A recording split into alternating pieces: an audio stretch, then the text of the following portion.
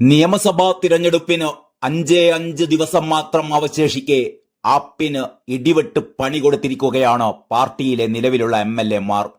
തിരഞ്ഞെടുപ്പിൽ മത്സരിക്കാൻ സീറ്റ് നിഷേധിക്കപ്പെട്ട 7 MLA-മാർ പാർട്ടിയിൽ നിന്നും രാജിവെച്ചിരിക്കുകയാണ്. BJP, കോൺഗ്രസ് എന്നീ എതിരാളികൾക്കെതിരെ ശക്തമായ പ്രചരണവുമായി ആപ്പ് മുന്നോട്ടു പോകുന്നതിനിടയിലാണ് പാർട്ടിക്കുള്ളിലെ ഈ പൊട്ടിത്തെറി. അരവിന്ദ് കെജ്രിവാളിനും പാർട്ടിക്കും വലിയ ക്ഷീണമാണ് ഇതുണ്ടാക്കിയിരിക്കുന്നത്.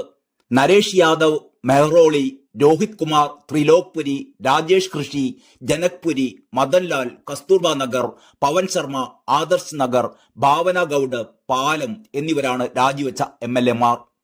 പാർട്ടി അധ്യക്ഷൻ അരവിന്ദ് കെജ്രിവാൾ നിരാശപ്പെടുത്തിയതായി ഭാവന ഗൌഡ് രാജിക്കത്തിൽ ആരോപിച്ചു. തനിക്ക് നിങ്ങളിലുള്ള വിശ്വാസം നഷ്ടപ്പെട്ടു എന്നാണ് അവർ കെജ്രിവാളിനോട് പറഞ്ഞത്. നരേഷ് യാദവ് നേരത്തെ മെഹ്റോളി സ്ഥാനാർത്ഥിയായിരുന്നു. ഖുർആൻ അവഹേളന കേസിൽ പഞ്ചാബ് കോടതി അദ്ദേഹത്തെ 2 വർഷത്തെ തടവിന് ശിക്ഷിക്കുകയും ചെയ്തിരുന്നു.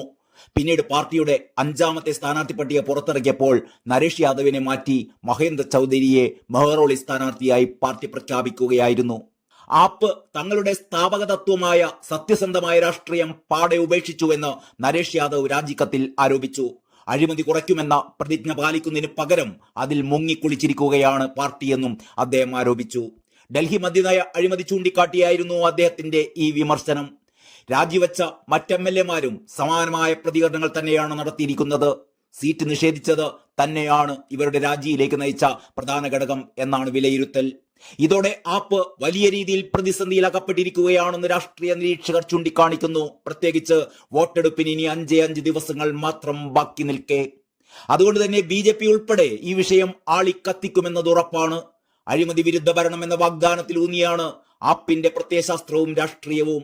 എന്നാൽ ഇവയിൽ നിന്നുള്ള വ്യതിചലനമാണ് രാജിവെച്ച MLA-മാർ ചൂണ്ടിക്കാട്ടിയത് എന്ന കാര്യം കോൺഗ്രസും BJP-യും ഒരുപോലെ ഏറ്റെടുക്കാനാണ് സാധ്യത. ഡൽഹിയിൽ ഹാട്രിക് വിജയം പ്രതീക്ഷിച്ചു വരുന്ന ആപ്പിന്റെ വിജയപ്രതീക്ഷ ഇതോടെ 8 നിലയിൽ പൊട്ടിയിരിക്കുന്നു എന്ന് തന്നെ വേണം കരുതാൻ.